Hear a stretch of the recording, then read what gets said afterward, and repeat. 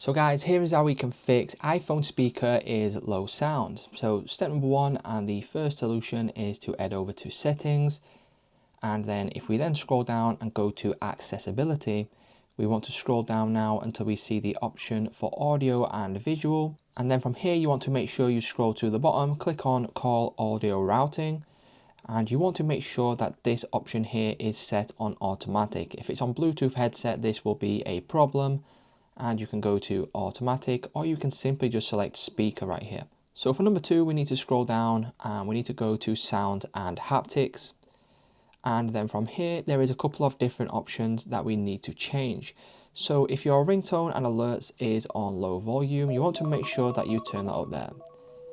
Once we've done that, you can then scroll down.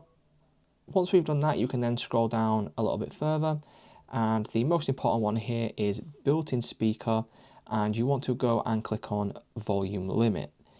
Once we select the volume limit, if this is enabled, this will be the problem that you are having. So you want to simply disable this, or you need to turn this up to 90%, just like so. Once you do this, you will then be able to hear perfectly fine, and then this should fix the problem that you are having on your low volume on your device.